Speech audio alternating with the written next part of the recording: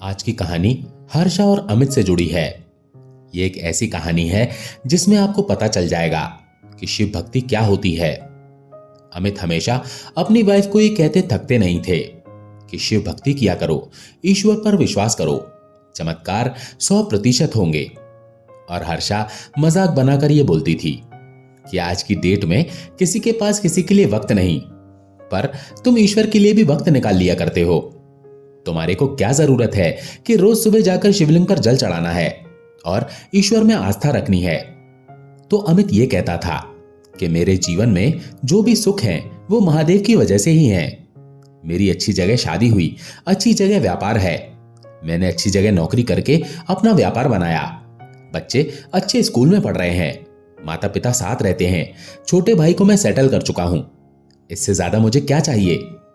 हर्षा ने कहा, अमित, इसमें सारी मेहनत तुम्हारी है ना, तुम्हारे महादेव ने इसमें क्या किया है। हर्षा के बात करने का यह तरीका हमेशा अमित को चुभ जाता था, लेकिन वो ये सोच के शांत रह जाता कि मैं क्या बोलूं, क्या कहूं। एक बार जब शिवरात्रि थी तो हर्षा ने अपने घर जाने की जिद कर दी। अमित ने कहा, शिवलिंग पर जल चढ़ाने के बाद मैं पूरा दिन फ्री हूं, आज ऑफिस भी नहीं जाना, मुझे काम नहीं करना और वर्कर्स को भी मैंने छुट्टी दे दी है, तो मैं तुम्हें तुम्हारे घर लेकर चल रहा हूं। लेकिन हर्षा ने कह दिया कि नहीं, मैं लेट हो जाऊंगी और ये सब कुछ बाद में कर लेना। इसी बात को लेकर बहस हो गई तो मम्मी पापा ने भी कह दिया कि अमित बेटा, कोई बात नहीं, पहले बहू रानी की सुन ले। हर्षा ने शिवरात्रि वाले दिन एक शिव भक्त को जल चढ़ाने से रोक दिया। अमित की फैमिली एक अच्छी खासी वेल सेटल फैमिली है, जिसमें अमित और उसके घर के सारे सदस्य हर्षा को छोड़ के सभी शिव भक्त हैं और सब ये कहते हैं कि जो हम सांस भी ले रहे हैं ये महादेव की वजह से है। ऐसे में अमित हर बार ये बोलता था कि तुम्हें आज नहीं तो कल ईश्वर पर विश्वास होगा, भोलेनाथ चमत्कार करते हैं, महादेव सब कुछ ठीक कर देंगे। हर्षा हर बार उसको उल्टा सीधा बोलकर मजाक बनाती थी। अच्छा, तुम्हारे शिव ने किया होगा तुम्हारा प्रमोशन, अच्छा, तुम्हारे शिव ने किया होगा ये फैक्ट्री का उद्घाटन, ये तुम्हारी मेहनत नहीं है, शिव ने ही तुम्हें पढ़ा लिखा कर इतना काबिल बना दिया होगा। अमित के पास हर्षा को कुछ समझाने या बताने के लिए कुछ नहीं था। अमित सोचता, मैं अपनी भक्ति को या ईश्वर मेरे लिए क्या करते हैं ये मैं कैसे समझाऊं। लेकिन एक बार अमित ने हर्षा को समझाया कि एक वक्त ऐसा आएगा जिसमें मैं कुछ नहीं कहूंगा, लेकिन तुम मुझे आकर जरूर बताओगी कि भगवान चमत्कार करते हैं। देखिए, जिस वक्त शिवरात्रि थी, जिस दिन हर्षा ने जबरदस्ती की जिद पकड़ ली थी, वैसे मंदिर में जल चढ़ाने के बाद अमित को आधा घंटा तो लगता। मानते हैं थोड़ी भीड़भाड़ होती है, लेकिन आधे एक घंटे में वो घर वापस आ जाता या 2 घंटे भी लग जाते। पर उसके बाद तो पूरा दिन खाली था। लेकिन हर्षा ने जिद पकड़ ली कि मुझे अपने मम्मी पापा के घर जाना है, क्योंकि उसकी छोटी बहन को देखने लड़के वाले आने वाले हैं और वो उस समय वहां पर रहना चाहती थी। हर्षा ने अमित से चिढ़कर कहा, ये सब फालतू के काम तुम बाद में भी तो कर सकते हो, मुझे छोड़कर आ जाओ, कौन सा तुम्हें पूरे दिन रुकना है।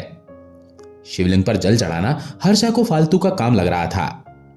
वहां से हर्षा के घर जाने में तकरीबन 2 घंटे लगेंगे और उतना ही समय आने में लगेगा। अमित के माता पिता ने भी यह बोल दिया कि कोई बात नहीं बेटा, आकर जल चढ़ा दियो, शिवरात्रि तो पूरे दिन की है ना, कोई बात नहीं। अमित ने कहा कि मैंने आज तक हमेशा सुबह जल चढ़ाने के बाद ही भोजन किया है, क्यों जिद पकड़ रही हो। तो हर्षा ने कहा कि ठीक है, फिर भोजन मत करो। हर्षा ने महादेव के लिए बहुत गलत शब्द बोलने शुरू कर दिए, तो अमित ने उसके आगे हाथ जोड़ लिए और कहा, बस, महादेव के लिए कुछ नहीं, तुम्हें बुरा बोलना है मुझे बोल लो, बात खत्म करो। मैं भक्त हूं, मेरा भगवान तुम्हारा गुलाम नहीं, ठीक है, तुम्हें जो बोलना है उल्टा सीधा गाली गलौच मुझे बोलो। हर्षा एक पढ़ी लिखी अच्छी खासी एजुकेटेड लड़की है जो ईश्वर के लिए ऐसा कुछ बोल रही है। वो तो कहती है, मुझे प्रूफ करके बताओ, मुझे भगवान दिखाओ, भगवान ने कभी कुछ किया भी है तुम्हारे लिए तो मुझे प्रूफ कर दो, मैं मान जाऊंगी। अब अमित और हर्षा वहां से गाड़ी लेकर चलने लगे। अमित के मम्मी पापा ने कहा, अगर बच्चों को भी ले जाना है तो ले जा सकते हो, आज उनकी छुट्टी है। तो हर्षा ने खुद ही मना कर दिया कि नहीं, इन दोनों को नहीं लेकर जा रही मैं, क्योंकि मैं शाम तक वापस आ ही जाऊंगी और वहां कोई बच्चे नहीं हैं, ये वहां बोर हो जाएंगे। बच्चे भी अपने दादी दादा के पास ही ज्यादा खुश रहते थे। हर्षा बच्चों को इसलिए भी नहीं ले जा रही थी क्योंकि उसको अमित से एक प्रॉपर्टी की बात भी डिस्कस करना था। वो प्रॉपर्टी माता पिता के नाम पे है। वो दोनों वहां से चल पड़ते हैं। जब वो लगभग 1-1.25 घंटे का रास्ता तय कर चुके थे तो हर्षा ने उसी प्रॉपर्टी का जिक्र कर दिया। अमित ने कहा, ऐसा है, देखो ज्यादा इस चीज पर फोकस मत करो। हमारे पास अच्छा खासा बंगला है जिसमें हम रहते हैं, अच्छा खासा व्यापार चल रहा है, बिजनेस अच्छा है, हम एक लग्जरी लाइफस्टाइल जी रहे हैं। तुमको उस प्रॉपर्टी में फोकस नहीं करना चाहिए। हर्षा ने कहा, क्यों, हमारी है ना वो चीज। तो अमित ने कहा, हमारी कैसे हो गई? वो मेरे माता पिता ने खरीदी है, मेरी माताजी के नाम पर है, तो हमारी कहां से हो गई? हर्षा ने कहा, अगर वो जैसे कल को मर जाएंगे। अमित ने एकदम गाड़ी साइड में रोक ली और बोला, ये तुम क्या कह रही हो हर्षा? हर्षा बोली, देखो अभी तुम अगर वो प्रॉपर्टी अपने नाम करा दोगे तो तुम्हें फायदा रहेगा। तुम्हारा भाई है, घर में तुम्हारी छोटी बहन है, उसका सारा खर्च तुम उठाते हो, वो कॉलेज जाती है, उसकी फीस वगैरह तुम ही भरते हो। अमित एकदम से बोला, तो कौन भरेगा? और मैं उसके लिए नहीं सोचूंगा तो कौन सोचेगा? हर्षा बोली, अरे तुमने अपने छोटे भाई के ऊपर भी इतने सारे पैसे लगा दिए थे, बैंक से लोन लिया। अमित बोला, हाँ, क्योंकि मुझे वो आसानी से मिल सकता था, क्योंकि मेरा सिविल स्कोर अच्छा है।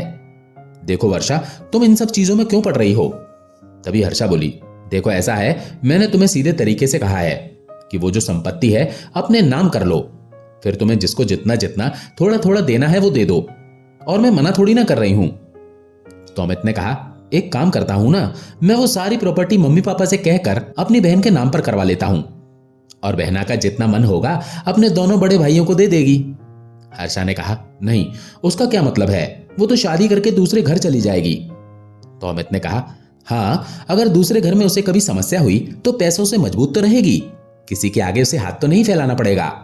तो हर्षा कहती है, मैं आखिरी बार बोल रही हूं, वो जो प्रॉपर्टी है सिर्फ और सिर्फ हमारे नाम पर होनी चाहिए, तुम्हारे नाम पर होनी चाहिए। तो अमित ने कहा, मेरे नाम पे अगर होगी और मैंने उन दोनों के हिस्से में कर दी? हर्षा एकदम से बोली, नहीं नहीं, उसमें जॉइंट में मेरा नाम भी डलवाओ ना, अगर मेरी भी मर्जी होगी तभी वो किसी को ट्रांसफर होगी। अमित कहता है, अब मैं समझा। हाँ, वैसे शिव जी कमाल करते हैं, लोगों के असली चेहरे जल्दी सामने आ जाते हैं। अच्छी खासी मैरिड लाइफ चल रही है हमारी, लेकिन आज जो तुम्हारा रूप दिखा है ना, उसे देखकर मैं हैरान हूं। तो हर्षा कहती है, एक बात बता दूं आपको, मैं अपने, आपके और बच्चों के भविष्य के बारे में सोच रही थी। क्या फ्यूचर के बारे में सोचना गलत है? अमित बोला, नहीं है, लेकिन ऐसी कौन सी औलाद होगी जो अपने माता पिता के जीवित रहते ही ये कहे कि उनके मरने के बाद का प्लान कर लेते हैं? शर्म नहीं आ रही तुम्हें? क्या बोल रही हो? मैं यही बात तुम्हारे मम्मी पापा के लिए बोलता हूं ना, कि अगर हम वहां पहुंच रहे हैं, तुम्हारी बहन को देखने के लिए लड़के वाले आने वाले हैं, और पता लगे तुम्हारे मम्मी पापा मर गए और हम वहां मातम में गए हैं, कैसा लगेगा? तो हर्षा कहती है, तुम्हें बात करने की तमीज नहीं है, मेरे मम्मी पापा के लिए कैसी बात कर रहे हो? उसने कहा, अच्छा, अब यहां पर बात बुरी लग रही है। सच बता रहा हूं, शिवजी ने मेरी जुबान बंद कर रखी है, वरना जवाब दे सकता हूं मैं। तो हर्षा बोलती है, यहां बात करने का कोई महत्व नहीं रह गया, मैं जो बोल रही हूं अपने भविष्य के लिए बोल रही हूं, और तुम आर्गुमेंट को स्ट्रेच कर रहे हो, खींच रहे हो, चिंगम बना रहे हो उसका। मेरे मम्मी पापा यहां कहां से आ गए? तो अमित कहता है, प्रॉपर्टी तो तुम्हारे मम्मी पापा के पास भी है ना, उनसे कहो कि वो बेच के तुम्हारे नाम कर दें। क्या कर देंगे? तुम्हारे बड़े भाई करने देंगे? तो हर्षा बोली, अरे उनकी प्रॉपर्टी में मेरा क्या मतलब है? अमित हंसते हुए बोला, अच्छा, तो मेरे मम्मी पापा की प्रॉपर्टी में तुम्हारा क्या मतलब है? इस पर हर्षा बोली, अब देखो, इस बहस का कोई अंत है नहीं। अमित ने कहा कि मैं तो बहस करना भी नहीं चाह रहा था, मैं तो तुम्हें सीधा सीधा घर छोड़ता और वहीं से वापस आता। हर्षा ने पूछा, क्यों, तुम अंदर नहीं आओगे? क्या घर में बैठोगे नहीं? जो लड़के वाले आ रहे हैं उनसे मिलोगे नहीं? अमित ने कहा, मेरा मन पहले तो था, अब नहीं है। तुम्हारे इन सारे सवालों में मुझे कुछ लालच की बू आ रही है और मुझसे बैठा नहीं जाएगा। जबरदस्ती की फालतू की फेक स्माइल मुझसे होगी नहीं। हर्षा बोली, ठीक है, जैसी तुम्हारी इच्छा। अब हर्षा को वहां पर छोड़कर अमित वहां से वापस आता है अपने घर, क्योंकि हर्षा ने कह दिया था कि मैं शायद हो सकता है 2-1 दिन रुकूंगी। अमित वापस घर आता है। माता पिता उसे देखकर कहते हैं, बड़ा परेशान लग रहा है, क्या हुआ? अमित बोला, अरे नहीं नहीं, ये तो हस्बैंड वाइफ के बीच में आर्गुमेंट होते ही रहते हैं। उधर वहां हर्षा अपने घर पहुंचती है। लड़के वाले आते हैं। बातचीत में पता पड़ता है कि इस लड़के को, इस फैमिली को अमित ने अप्रोच किया था। अब घर वालों को समझ नहीं आया। उन्होंने पूछा, आप अमित जी को कैसे जानते हो? तो लड़के ने बताया कि अरे सर इतने अच्छे हैं कि मेरी जॉब भी उन्होंने ही लगवाई थी और मैं एक बार उनके पास इंटरव्यू के लिए गया था। तो उन्होंने कहा कि हमारी फैक्ट्री में अभी कोई जरूरत तो नहीं है, लेकिन मैं तुम्हारा इंटरव्यू करा सकता हूं। मेरा एक दोस्त है, उसकी कंपनी में जरूरत है। आपको ब्रांच हेड की पोस्ट मिल सकती है क्योंकि आप काफी अच्छे पढ़े लिखे हो। और फिर अमित सर मुझे लेकर अपने दोस्त की कंपनी तक गए। वहां मेरा इंटरव्यू हुआ तो वो जो रेफरेंस वाला फॉर्म होता है उसमें सर ने साइन कर दिया। इतने भले इंसान है और उन्होंने ही हमें इस घर का पता दिया है और बताया कि उनकी जो साली साहिबा हैं उनकी शादी के लिए घर देखा जा रहा है। ससुराल में सब लोग अपनी छोटी बिटिया के लिए वर देख रहे हैं और आप दोनों की जोड़ी बहुत अच्छी लगेगी। अमित सर से आप लोगों के बारे में जानने के बाद मुझे ज्यादा सोचने की जरूरत नहीं पड़ी, क्योंकि जो इंसान खुद इतना अच्छा है उसका परिवार तो सच में अच्छा ही होगा। अब हर्षा को यह बात बड़ी अजीब लगी कि मैं इसके परिवार के बारे में क्या क्या बोल रही थी और उल्टा सीधा बोले ही चले जा रही थी। इसके माता पिता मर जाएं, संपत्ति मिल जाए और अमित ने इसके बारे में बताया भी नहीं।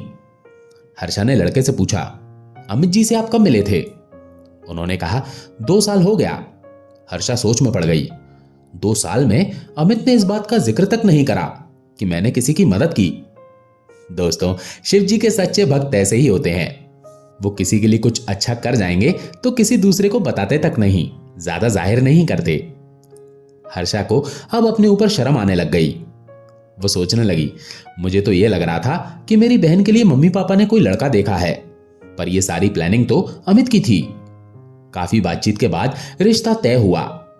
रिश्ता तय होने के बाद उस लड़के ने अमित जी को फोन करने के लिए जैसे ही फोन निकाला तो हर्षा ने पूछा, क्या आप उनसे दोबारा मिले थे? तो वो हंसकर कहता है, नहीं भाभी, मैं बस उन्हें फोन कर ही रहा था। हर्षा बोली, नहीं नहीं, आप मत करो, मैं उन्हें सरप्राइज दूंगी। लड़के ने फोन वापस रखते हुए कहा, अच्छा ठीक है, लेकिन सर को थैंक यू बोलिएगा। उनकी वजह से ही आज मेरा घर एक अच्छी स्थिति पे आया है, क्योंकि मैंने नहीं सोचा था कि मुझे ब्रांच हेड की पोस्ट मिलेगी। मैं तो सिर्फ सेल्स एग्जीक्यूटिव की नौकरी के लिए ट्राई करने गया था, पर उन्होंने मेरे मार्क्स देखे, मार्कशीट देखी, मेरा तजुर्बा देखा और कहा कि आप इस पोस्ट के लिए नहीं, ब्रांच हेड के लिए अप्लाई करो। और आज ईश्वर की दया से सब कुछ अच्छा चल रहा है और देखिए, मुझे जीवन साथी भी उन्हीं की वजह से मिला है। तो मेरे लिए तो वो शिव का स्वरूप है। हर्षा ने चौंक कर कहा, क्या है? तो वो बोला, मतलब मैं महादेव को बहुत मानता हूं ना। अब यहां पर भी महादेव आ गए। हर्षा को समझ ही नहीं आ रहा था कि जिससे मेरी शादी हुई वो भी महादेव का भक्त है और ये लड़का भी महादेव का भक्त निकला। जिस लड़के से हर्षा की बहन की शादी तय हुई उस लड़के का नाम गौरव था। उधर अमित अपने घर पहुंचा। पहुंचने के बाद नहाया, फटाफट से कपड़े चेंज करे, मंदिर में जाकर लाइन में लग गया। जल चढ़ाते समय वो महादेव से कहता है, भोले बाबा, मैं थोड़ा कष्ट में हूं, बहुत सारे सवालों के जवाब मेरे पास है नहीं, आप थोड़ा संभाल लो। लोग तो बदल नहीं सकते, उनके मन और विचार तो बदल सकते हैं। महादेव, आपकी ही बिटिया है हर्षा, थोड़ा गलत बोल गई आपके लिए। आज मन बहुत दुखी हुआ। बहुत प्यारी है, घर में सबका मान सम्मान करती है, पूरे दिन माता पिता की सेवा में भी लगी रहती है, बच्चों को अच्छे से पढ़ा लिखा कर कुछ बनाएगी। मुझसे अपने मन की बात थोड़े कड़वे तरीके से बोल देती है। मैं चाहता हूं जितनी वो अच्छी है उससे और अच्छी बन जाए, उसका मन बदले, विचार बदलें, दूसरों के लिए मान सम्मान बढ़े।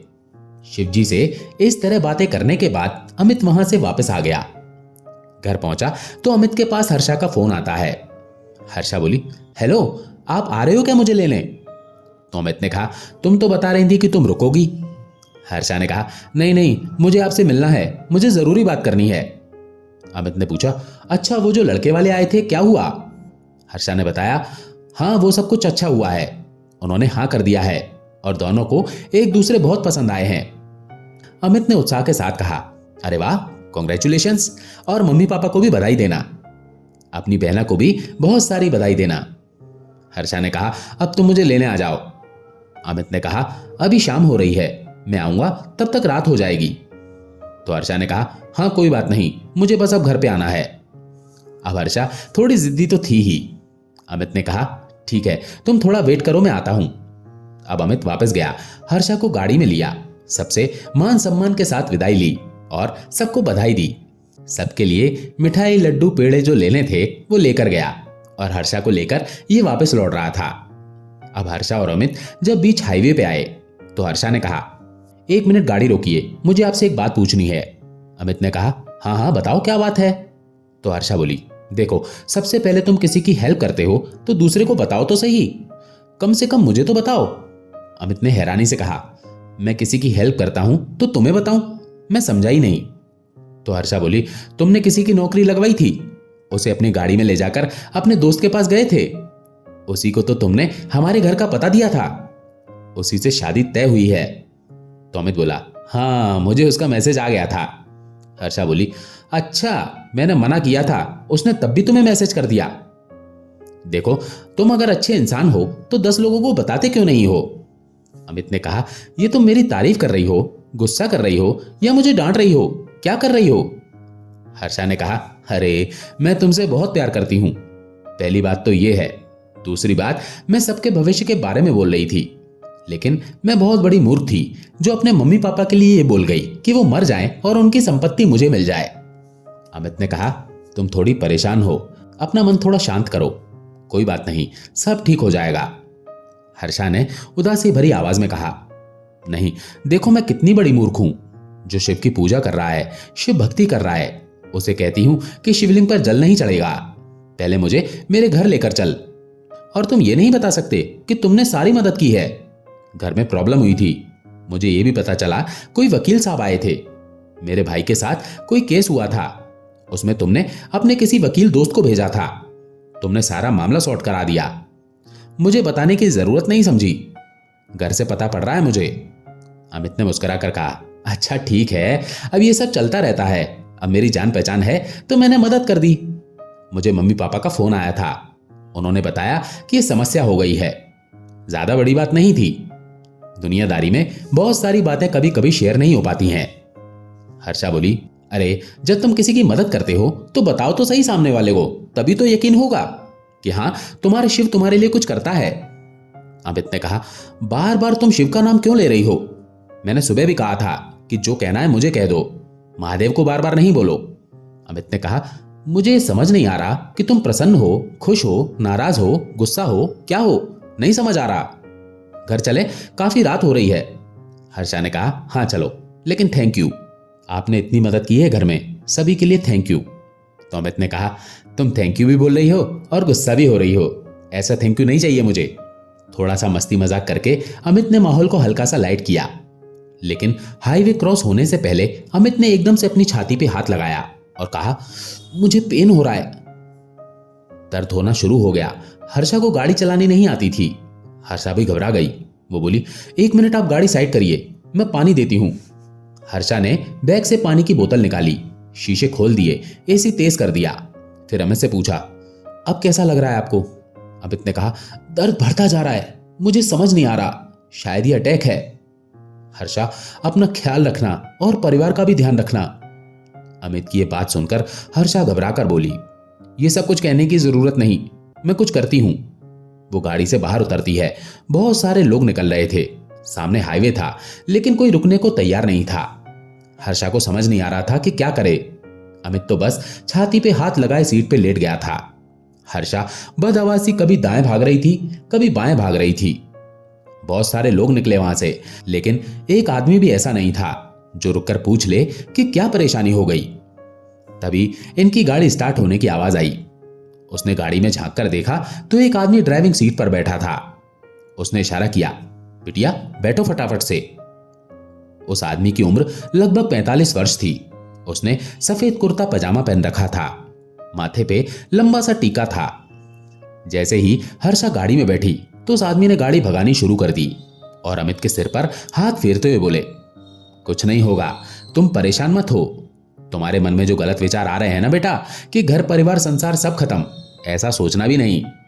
इतने में ही वो हॉस्पिटल पहुंच गए। उसके बाद एकदम से 8-10 वार्ड बॉय वगैरह आ गए। 2 डॉक्टर आ गए। दरवाजा खोला, स्ट्रेचर लिया और उस पर अमित को लेकर अंदर इमरजेंसी में चले गए। हर्षा गाड़ी में स्तब्ध सी बैठी देखती रह गई। तभी डॉक्टर साहब ने कहा, मैम आप पीछे को बैठ गए हैं, आप आइए अंदर आइए, फॉर्मेलिटीज भी करनी है। हर्षा ने गाड़ी में चारों तरफ देखा। वो भागकर हॉस्पिटल के अंदर गई। आधे पौने घंटे में स्थिति कुछ नॉर्मल हुई। उसके बाद हर्षा डॉक्टर के कैबिन में गई और हाथ जोड़कर बोली, थैंक यू सो मच, आपने मेरा सुहाग बचा लिया और मैं आपसे कुछ सवाल भी करना चाहती हूं। तभी डॉक्टर ने कहा कि थैंक यू आपका करना चाहिए कि आप वक्त रहते उन्हें यहां ले आईं। स्थिति हाथ से बिल्कुल निकल जाती। अब ये बिल्कुल ठीक हैं। 1 घंटे में ये थोड़ा नॉर्मल हो जाएंगे, बात भी करने लगेंगे, लेकिन प्लीज 2-3 दिन के लिए थोड़ा ऑब्जर्वेशन में रखिए इन्हें और स्ट्रेस मत दीजिए इन्हें, थोड़ा रिलैक्स रहें। हर्षा ने कहा, नहीं नहीं, मैं पूरी इनकी केयर करूंगी, लेकिन आप ये बताइए जो भाई साहब हमारे साथ आए थे वो किधर बैठे हैं, वो कहां गए? मुझे उन्हें थैंक यू बोलना है। डॉक्टर ने कहा, मैं समझा नहीं, कौन भाई साहब? तो हर्षा बोली, अरे जो गाड़ी चलाकर लाए थे। डॉक्टर ने हैरानी से कहा, मैडम गाड़ी आप ही चला रही थी, सभी ने देखा और उसके बाद सभी बता रहे थे कि आप उतरकर पीछे बैठ गई। मुझे पता है कि ऐसी स्थिति में हमारा दिमाग काम नहीं करता है, बट आप ठीक हो ना? आपको किसी चीज की जरूरत है? मैं कुछ खाने की या जूस की व्यवस्था करता हूं, आप रिलैक्स रहिए और फैमिली को भी मत बताइए। थोड़ा और नॉर्मल हो जाए तब बात करा देना फोन पे। हर्षा अब बहुत ज्यादा हैरान थी। वो बोली, आपने क्या बोला कि गाड़ी मैं चला कर लाई हूं और फिर आप सब जब आ रहे थे और मैं गाड़ी में पीछे बैठ गई? डॉक्टर ने कहा, जी मैम, गाड़ी आप ही चला रही थी। हर्षा को इस बात पर बिल्कुल भी विश्वास नहीं हो रहा था। वो बोली, अरे आप कैसी बातें कर रहे हो, मुझे ड्राइविंग आती ही नहीं है, मैं कैसे चला लूंगी गाड़ी? उन्होंने कहा, अरे आप चिल्लाइए मत प्लीज, 1 मिनट रुकिए। उन्होंने एक लड़के को बुलाया और उससे कहा, सामने वाला कैमरा दिखाना जहां पे हमारी गाड़ियां आकर रुकती हैं। उस लड़के ने कैमरा दिखाया तो उसमें हर्षा ही गाड़ी चला रही थी। ये देखकर उसकी आंखों में आंसू आ गए। उसे बस इंतजार था कि फटाफट से अमित को होश आ जाए। मैं उसे बताऊंगी कि मैंने साक्षात महादेव देखे हैं। अमित को जैसे ही होश आया वो दूर से कॉरिडोर में चिल्लाती हुई भागती हुई आ रही थी और कह रही थी कि हमें यहां तक महादेव लाए हैं।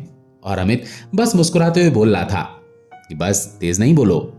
वो अमित से कहती है, तुम्हें पता है अमित कि जब तुम्हें अटैक आया था उसके बाद मैंने लोगों से मदद मांगी, कोई नहीं रुक रहा था, मैं सबसे मदद मांग रही थी।